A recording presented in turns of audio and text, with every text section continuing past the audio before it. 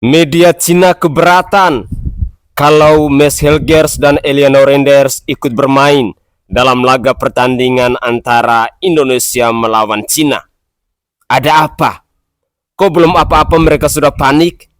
Padahal kedua pemain ini sudah sah secara resmi menjadi pemain timnas Indonesia. Inilah cuplikan video selengkapnya. Kalian udah baca berita tentang media Cina yang keberatan kalau Mads Helgers sama Eliano Renders dimainkan di partai Indonesia melawan Cina Tiongkok nanti. Itu lucu banget, jadi wajar untuk diketawain. Oh ya, sebelumnya gue mau minta maaf. Jadi di video yang gue bahas tentang Kevin Dix, karena dia marganya Bakar Besi, gue sebutnya Maluku Utara, padahal harusnya Maluku Tengah ya. Beberapa teman-teman memperbaiki bilang, Kak, Maluku Tengah. Tadinya gue cuma mau bilang Maluku, tapi pas gue puter, lah kenapa gue nyebutnya Maluku Utara ya? Buat yang maki-maki, gue tidak bermaksud untuk melenceng. Gue ngerti kok kalau ada yang merasa tersinggung, ini marganya dari sini loh, kenapa kok tiba-tiba melenceng jadi dari wilayah yang lain gitu, maksudnya dari daerah lain. Gue ngerti, jadi gue minta maaf kalau gue misalnya salah sebut. Gue tahu gue bilangnya Maluku, tapi gue nggak ngerti kenapa pas gue puter lagi, lah kenapa gue nyebutnya Maluku Utara ya guys. Jadi minta maaf kalau pada tersinggung. Nah oke, kita balik ke bahasan media Cina yang keberatan kalau Indonesia menurunkan Helgers sama Renders. Ini gue ambil dari Football Indonesia. Sebenarnya udah ada banyak akun-akun besar yang bahas juga, karena gue udah baca dari tadi, dari kemarin malahan. Jadi mereka keberatan tuh karena proses WNI untuk Mads Helgers sama Eliano ini terbilang cepat, cuma 8 hari. Dan mereka melakukan sumpah WNI itu di Belgia, di Brussel, bukan di Indonesianya langsung. Jadi itu mereka keberatan, jadi dianggap tidak sah. Padahal kan kedutaan besar itu sebagai konsulat adalah wilayah ekstrateritorial yang sah. Jadi itu mewakili suatu negara di negara lain gitu kan. Jadi sama gitu, udah valid. Jadi mau diprotes pun itu valid, namanya udah ada di kedutaan besar suatu negara di negara lain, itu udah masuknya valid. Kayak kalian kan kalau nonton film-film Hollywood, kalau ada penjahat dia lari atau minta perlindungan di kedutaan besar tertentu, maka yang mengejar tuh nggak punya hak untuk mengejar lagi, karena dia punya perlindungan gitu. Jadi kayak mereka suka minta perlindungan suaka, jadi nggak bisa ditangkap atau langsung di proses saat itu juga harus melalui aturan dari kedaulatan negara tersebut gitu. Kedutaan, ketika dia lari ke kedutaan tertentu, maka mereka harus menyesuaikan dengan aturan dari negara tersebut.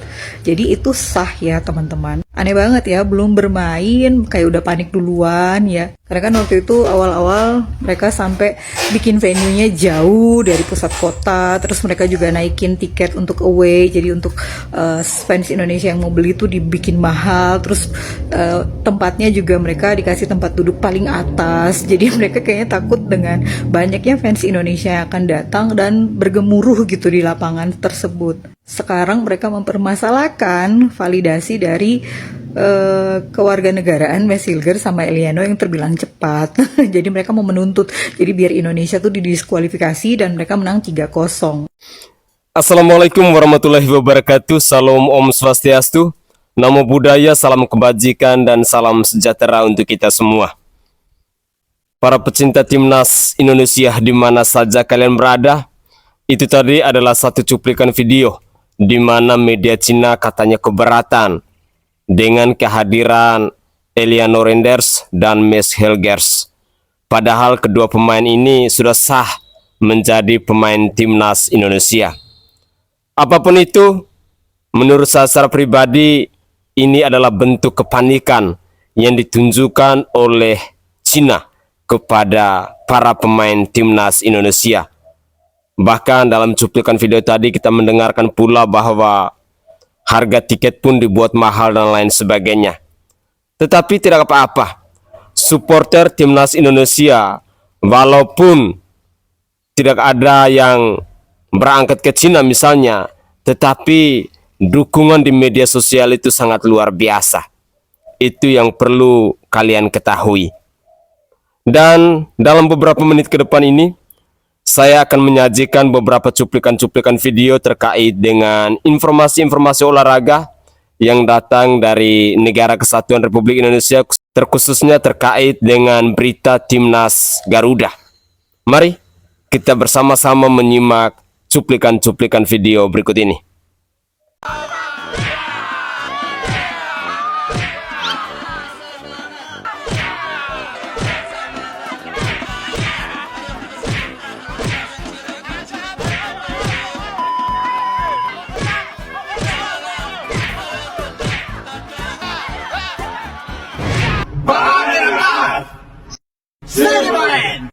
sama kita. Eder balik.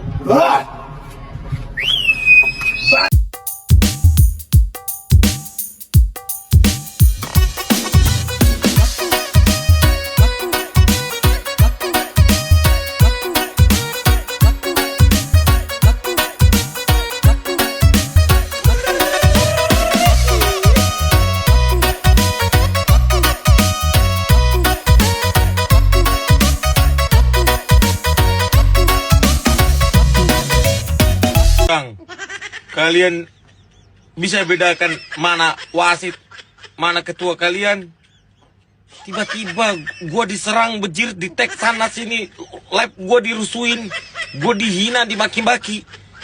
Kita tidak mendiamkan, ya kita protes, ini ada jelas surat protesnya ketika habis bertanding. Ya. Langsung dengan alasannya, dan saya sebagai ketua federasi pun mengirim surat kepada AFC, kepada ketua AFC, mohon dipelajarin. Ya, jadi kalau pemain protes, tapi kalau saya sebagai ketua federasi, saya memohon dipelajarin. Karena kalau level Asia ini mau setara dengan Eropa, atau bahkan tentu negara-negara seperti di Amerika Serikat, sekarang kan Liga Amerika juga sedang naik. Ya, kualitas pertandingan harus ditingkatkan dan harus benar-benar fair. Saya rasa momok ini harus benar-benar dijaga. Karena sekarang eranya ini bukan seperti zaman dulu. Sekarang sosial media, dan bahkan kita diuntungkan sekarang pertandingan tim nasional kita juga live TV dunia. Ya. Jadi seluruh dunia bisa ngelihat, ini bukan hanya dua negara bermain, karena sekarang sudah banyak pertandingan-pertandingan di Indonesia itu disiarkan di dunia juga. Jadi dunia melihat. Saya tidak bisa misalnya mengelakkan ketika beberapa media internasional menulis Indonesia being robbed, Indonesia dirampok. Kalau sosial media udahlah itu sih habis lah. Nah kembali ya, saya dengan segala kerendahan hati saya, ya saya kirim surat ke Presiden Salman, AFC, untuk ya kembali treat fair, bahwa ini kompetisi yang menjadi muka Asia. Sudah ada respon? Ya kita nggak tahu, kita lihat saja. Kan waktu itu sendiri ketika kita Ivar Jerner, kita bisa lihat dapat kartu kuning waktu itu. Qatar kan, ya di Qatar kan dia bukan ingin melakukan tindakan mencederai pemain lawan. Betul. Ya, cuman kan ya kita challenge sampai situ, putusannya ditolak, ya yang penting kita kembali gini loh, menyampaikan saja. Karena mungkin selama ini juga Indonesia dianggap sebelah mata dengan bangsa-bangsa lain, terutama di Asia juga. Ya, ini kita kasih lihat bahwa kita ini bangsa besar, kita punya juga dedikasi profesional. Kita kasih lihat bagaimana pemain-pemain kita bermain seperti pahlawan, warriors.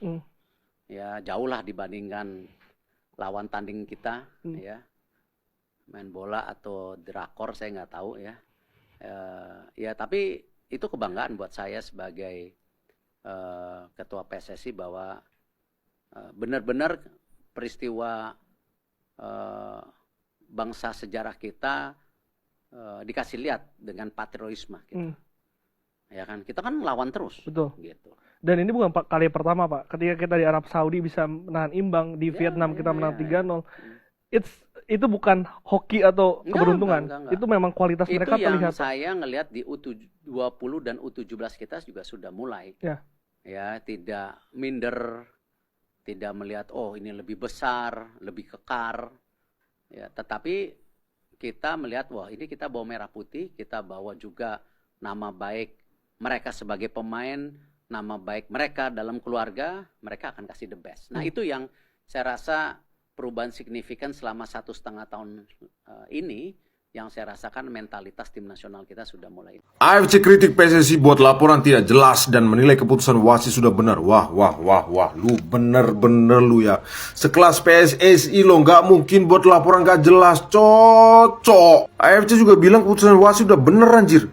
Bener dari mana sih botak gitu, cocok. Aduh, lu ngajak ribut beneran di sosmed sama plus 62, cocok lu beneran ini kak. Habis itu AFC alibi lagi tuh. Dia bilang kami butuh mengklarifikasi secara terperinci apakah itu performa, manajemen waktu, atau masalah spesifikasinya. Nggak mungkin sekelas PSSI nggak buat laporan terperinci kayak gitu. Udah jelas-jelas itu kemarin. Case-nya baru banget. Nggak mungkin, gue gak percaya, cok. Ini loh, temanya udah jelas loh. Udah ditegasin, disebarin sama TV One loh. PSSI sudah kirim surat protes ke AFC soal wasit Ahmed Alkaf di laga Timnas Indonesia versus Bahrain. Kurang jelas apa lagi? Isi suratnya pasti ngarah ke sana semua, cok.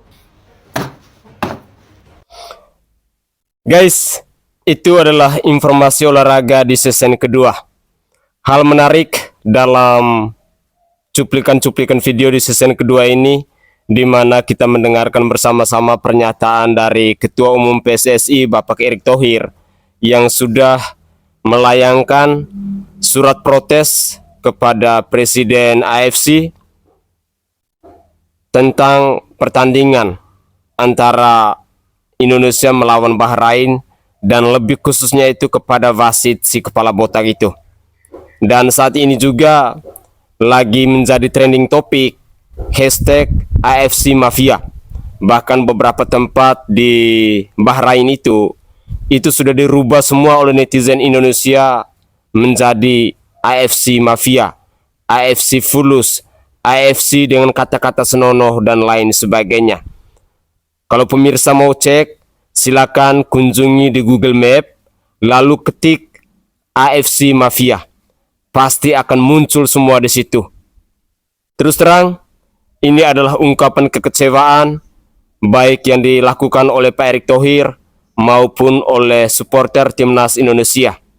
Dan hal-hal yang kita lakukan ini, kelompok-kelompok yang tidak suka dengan Timnas Indonesia, pasti mereka akan mengatakan bahwa inilah kelompok buzzer. Nyatanya sebenarnya tidak. Hal-hal yang kita lakukan adalah bukti cinta kita kepada para pemain timnas kita. Dengan demikian, seringkali saya katakan bahwa kita sebagai pendukung dari timnas Garuda kita wajib hukumnya untuk mengawal, mengkanter narasi-narasi yang tidak menguntungkan bagi para pemain timnas kita. Baik itu narasi yang datang dari luar maupun dari kelompok-kelompok mafia di tanah air. Kelompok-kelompok yang rasa sakit hatinya sudah akut, yang terus menyerang para pemain timnas kita. Apapun yang mereka lakukan, wajib hukumnya kita harus lawan. Karena hanya hal-hal seperti itulah yang bisa kita lakukan, dan saya sangat yakin dan percaya bahwa kekompakan, kekuatan, nilai persaudaraan yang ditunjukkan oleh supporter Timnas Indonesia dari Sabang sampai Merauke, dari Pulau Miangas sampai Pulau Rote itu memang tidak ada tandingannya. Jujur, saya merasa terkejut ketika melihat berbagai tempat yang ada di Bahrain itu sudah dirubah oleh supporter Timnas Indonesia ataupun oleh hacker-hacker dari Indonesia menjadi AFC Mafia. Tentu ini sangat memalukan. Bahkan peringkat dari Bahrain itu yang awalnya ada 4, sekian, sekarang sisanya 2, sekian. Terus terang, inilah bukti rasa cinta kita yang bisa kita lakukan kepada para pemain timnas Garuda kita. Mari kita kawal terus dengan tetap mengkritik, tetap bersuara, tetap membela para pemain timnas kita. Karena dukungan-dukungan dari kita itu sangat berarti untuk para pemain timnas Indonesia ini. Pemirsa, selain pernyataan dari Pak Erick Thohir dan juga ada beberapa komentar dari netizen yang lain tentang wasit kepala botak itu, sekarang saya ingin mengajak pemirsa sekalian untuk menyimak satu cuplikan video di season terakhir ini terkait dengan pernyataan dari Coach Justin dan juga ada beberapa netizen yang berkomentar tentang permainan antara Indonesia melawan Bahrain kemarin. Dan ingat, besok tanggal 15 adalah hari yang kita nanti-nantikan untuk menyaksikan pertandingan antara Indonesia melawan Cina. Mari kita simak cuplikan-cuplikan video berikut ini. Yang bikin gue juga kaget adalah si hadirnya Malik Rizaldi ya. Ini pemain layak diberi kesempatan sebagai starter lawan Cina. Gue rasa Sintayong juga ingin memberikan gesture kepada fans tim, kepada pemain Liga 1 terutama. Lu pemain Liga 1 bisa kok jadi starter. Nggak harus Witan dan Rizky Ridho terus pemain Liga 1 yang jadi starter. Tapi juga ada pemain lain. Sekarang Rizaldi diberi kesempatan. Dan Rizaldi main cukup lumayan. Untuk pemain kualitas Liga 1 bermain cukup bagus. Gua harap dia dimainkan lagi di sayap kanan, di mana kita agak kesulitan mencari pemain di sayap kanan. Nah, habis itu pada saat kita unggul, kita tetap berusaha untuk mempertahankan permainan kita. Mereka lebih ambil risiko, cuman permainan mereka ini kan jorok banget ya kalau gue bilang. Pada saat unggul, ngulur waktu terus ngulur waktu, main kasar juga, dan 70-80% kita dirugikan wasit. Pelanggaran kecil selalu diuntungkan mereka, tapi ntar gue mau bahas soal wasit ya. Terus ya banyak hal yang nggak halal lah kasarnya. Ini merusak pertandingan. Beruntung pemain kita nggak terprovokasi juga. Pemain kita nggak terprovokasi dan bermain murni. Kalau gue bilang babak pertama nggak jalan, itu kesalahan Sintayong. Kalau gue bilang ini kesalahan Sintayong dengan menempatkan Jode Amat, bukan Sandy Walsh ya, Jode Amat. Kalau Sandy Walsh sekali-sekali itu kan perannya memang di sayap kanan gitu loh.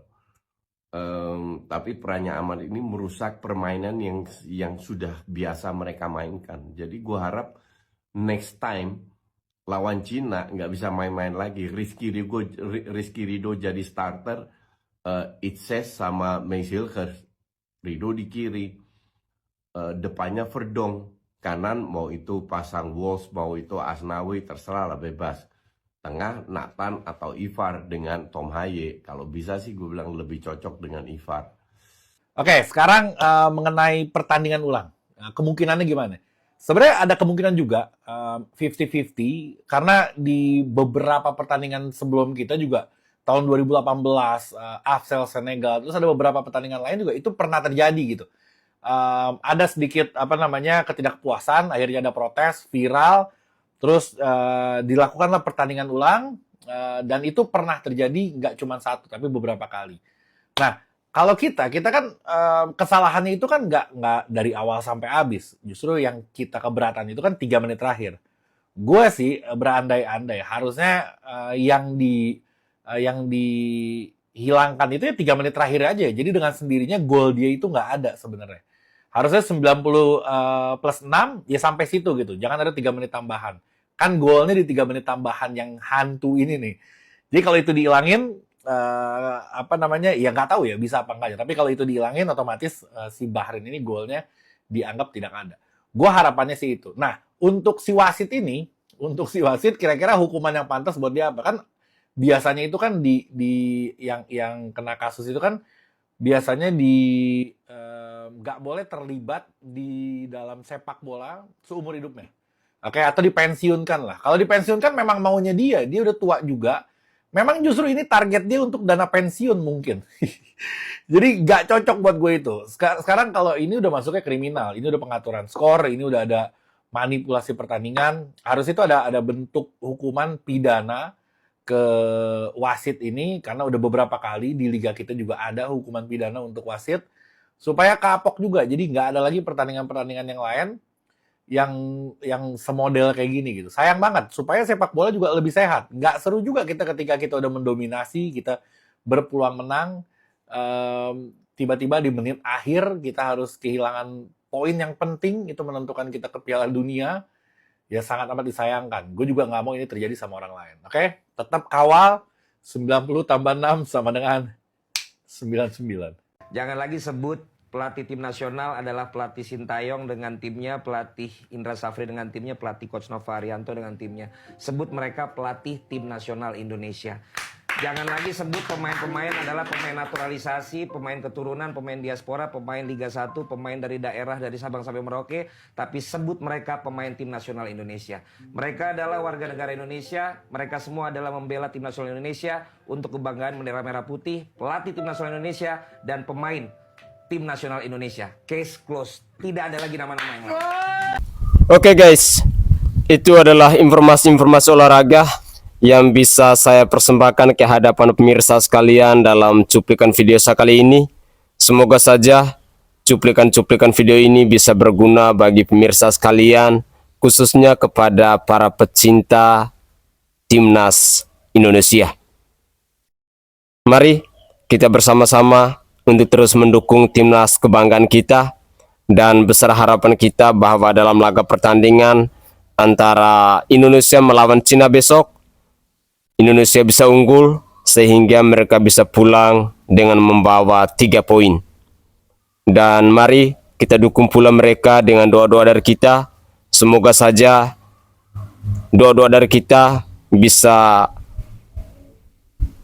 membuat mereka lebih semangat, bisa membuat mereka lebih kokoh untuk melawan dengan Cina besok.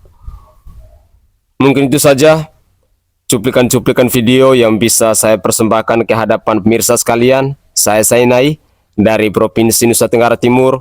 Saatnya kita yang rakyat jelata harus berani untuk bersuara. Salam hormat, salam NKRI, dan salam olahraga untuk kita semua.